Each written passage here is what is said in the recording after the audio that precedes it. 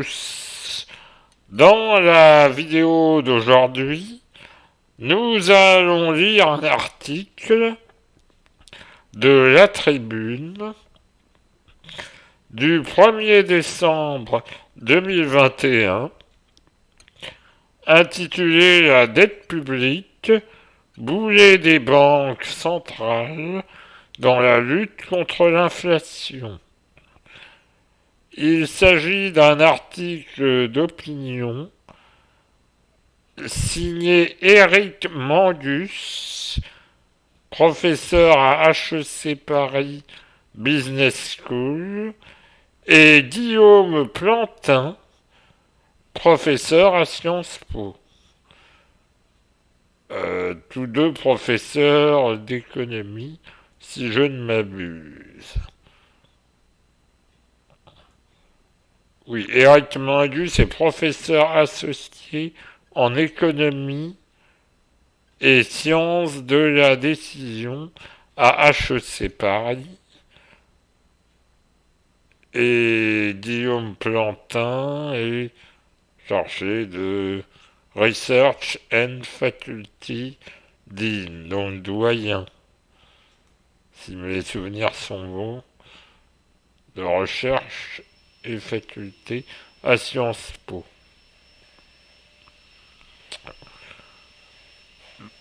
Donc, nous commençons la lecture. L'épuisement de la capacité fiscale peut conduire à un scénario de dominance budgétaire, dans lequel la politique monétaire ajuste ses objectifs d'inflation pour préserver la solvabilité des États, par Éric Mangus, HEC Paris Business School, et Guillaume Plantin, Sciences Po.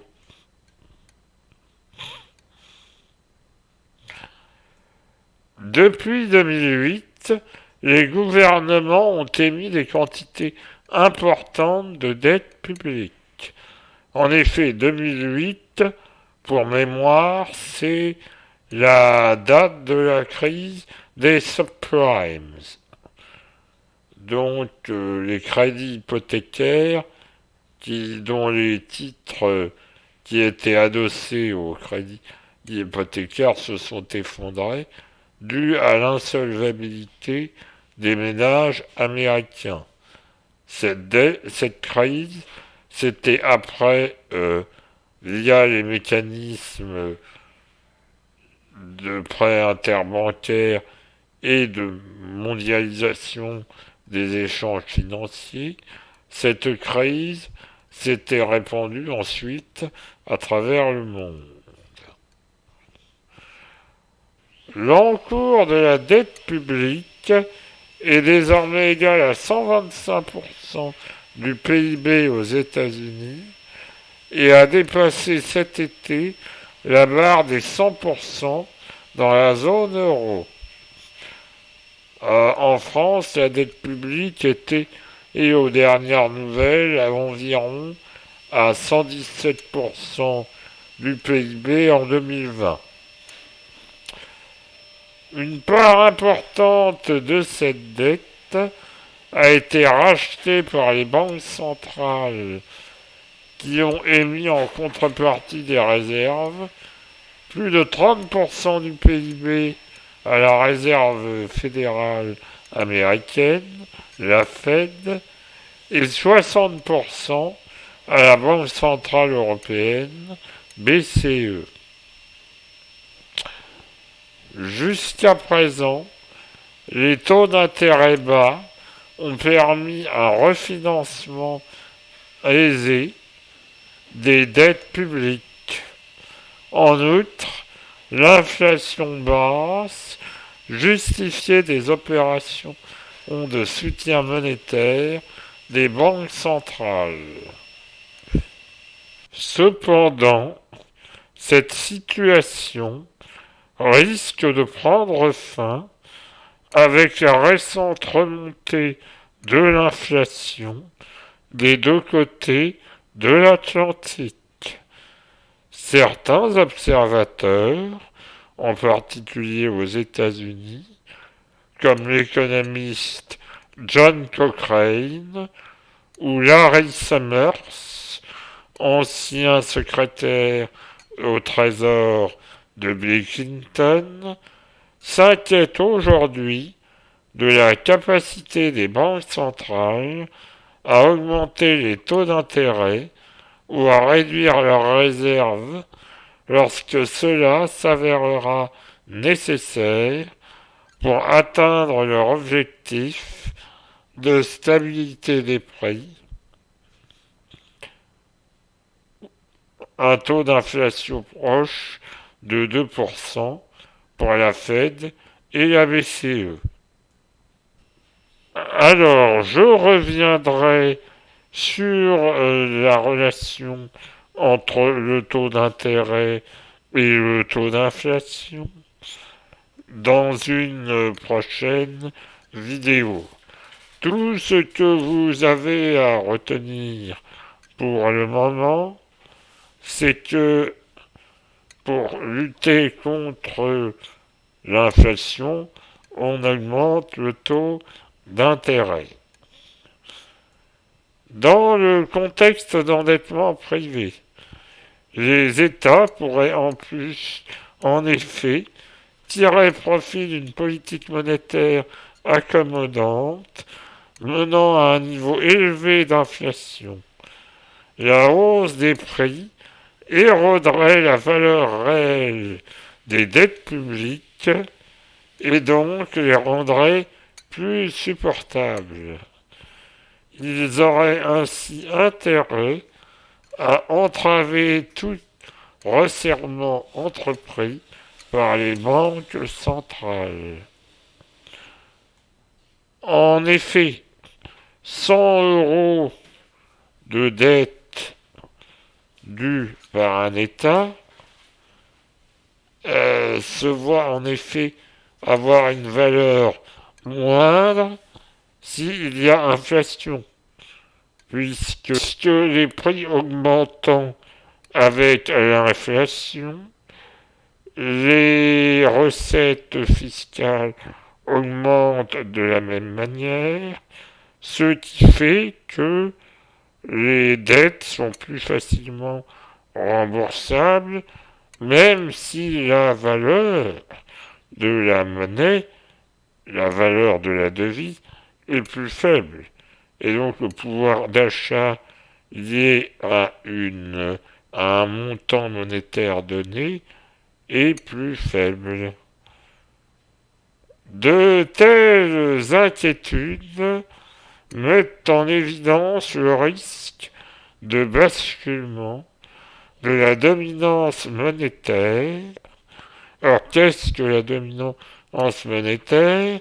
Eh bien, c'est défini dans l'article dans laquelle la Banque centrale n'est confrontée à aucun obstacle budgétaire pour atteindre son objectif de stabilité des prix. Donc la dominance monétaire, c'est quand la Banque centrale ne s'occupe que de son objectif de stabilité des prix sans entrave budgétaire. Pour information, dans l'Union européenne, au sein de la zone euro, la Banque centrale a pour seul et unique objectif, selon les traités européens, la stabilité des prix, c'est-à-dire une inflation autour de 2%. On peut donc dire que d'un point de vue institutionnel, dans la zone euro, on est dans une situation de dominance monétaire. Donc on passerait d'une situation de dominance monétaire à une dominance budgétaire, dans laquelle la politique monétaire cherche d'abord à fixer l'inflation pour assurer la solvabilité de l'autorité fiscale. L'autorité fiscale, c'est l'État, en l'occurrence. Avec un tel passage à la à la dominance budgétaire, l'inflation, qui est actuellement considérée comme transitoire, pourrait bien devenir plus persistante et surtout plus difficile à combattre. Le risque de dominance budgétaire est d'ailleurs l'objet de dissensions, notamment au sein de l'eurosystème. Donc on rentrerait dans un jeu de la poule mouillée. Habituellement, lorsque la Banque centrale resserre sa politique monétaire, la hausse des taux d'intérêt augmente la charge de la dette du gouvernement, qui doit alors procéder à une consolidation budgétaire sous forme de hausse d'impôts ou de réduction des dépenses publiques. Étant donné leur endettement massif, les gouvernements pourraient au contraire être tentés de ne pas réduire leur déficit, mais d'augmenter leur endettement pour forcer la Banque centrale à revenir sur son resserrement monétaire. Faut-il croire aujourd'hui à un tel scénario? Dans nos récents travaux de recherche, donc dans les récents travaux de recherche des auteurs de l'article, nous, les auteurs, analysons les incitations d'un gouvernement à pousser à la dominance budgétaire ou au contraire à se conformer à la dominance monétaire. Dans le premier cas, ce jeu a été décrit comme un jeu de la poule mouillée entre le gouvernement et la Banque centrale par l'économiste américain Neil Wallace à la suite de son travaux avec son Thomas Sargent, prix Nobel d'économie en 2011. Ce jeu est celui où deux pilotes lancent leur voiture l'une contre l'autre, le perdant étant le premier qui dévie de sa trajectoire pour éviter la collision. Le gouvernement accumule ainsi les déficits alors que la Banque centrale maintient sa politique monétaire restrictive jusqu'au moment où l'un cède, soit par consolidation fiscale du côté du gouvernement, soit par de l'inflation du côté de la Banque centrale. Le scénario du crash, dans lequel personne ne cède, correspond ici à un défaut souverain. Ce que nous montrons, tout d'abord, est que la dominance budgétaire, dans le jeu de la poule mouillée, nécessite que le gouvernement épuise sa capacité fiscale et rende un défaut, crédible. Il ne doit plus avoir de marge de financement, ni en termes de réduction de dépenses, ni en termes de taxes supplémentaires. En effet, tant que le gouvernement en dispose de marge d'ajustement, la politique monétaire peut le forcer à la consolidation fiscale afin d'éviter un défaut. Comment un gouvernement peut-il se retrouver dans une telle situation d'épuisement de sa capacité fiscale? Des chocs comme des récessions ou des crises peuvent l'y mener via la baisse des recettes fiscales ou l'augmentation des dépenses pour le soutien à l'économie. On voit donc qu'entre la crise de 2008 et la crise du Covid, nous sommes dans cette situation. Nous montrons de plus que l'autorité fiscale peut également épuiser sa capacité fiscale de manière délibérée, en lieu et place d'une consolidation. Le gouvernement peut décider d'enregistrer d'importants déficits et d'inonder le marché obligataire.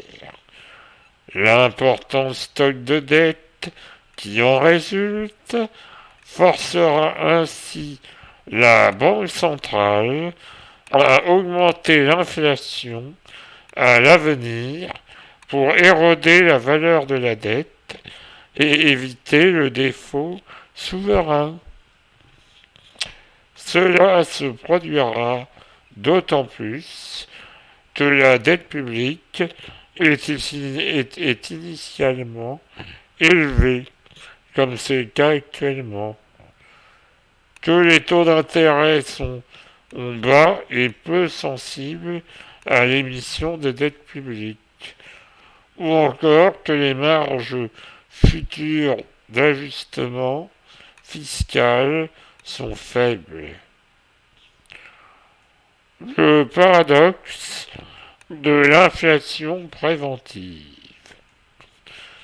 La Banque centrale a-t-elle alors le pouvoir de faire pencher la balance vers la dominance monétaire, ou au moins de réduire le coût inflationniste imposé par la dominance fiscale?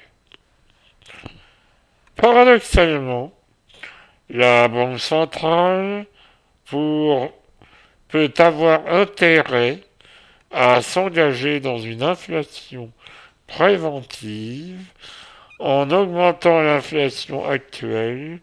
La Banque centrale diminue la valeur réelle des passifs passés et ainsi rend la dette à nouveau soutenable pour le gouvernement. Ainsi, cette inflation rend coûteux et inutile une stratégie de victoire à la Pyrrhus d'émission incontrôlée de dette publique. Le choix pour les banques centrales est donc entre deux options. Ou bien laisser un peu filer l'inflation pour desserrer les taux budgétaires, ou bien l'orthodoxie monétaire, au risque de voir le gouvernement réagir, notamment en contrecarrant leur action par des émissions massives de dette publique servant à repayer la dette passée. Cette stratégie d'inflation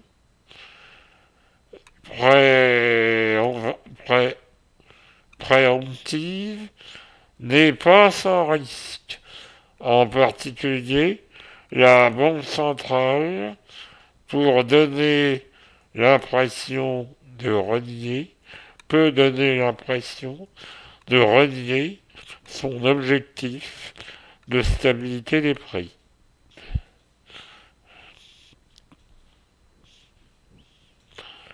Voilà. Je pense que la lecture de cet article est suffisamment claire. Je ferai plus tard une vidéo pour expliquer ce qu'est la politique budgétaire, la politique monétaire et ce qu'est le policy mix. Nous y reviendrons plus tard. Je vous remercie d'avoir visionné cette vidéo.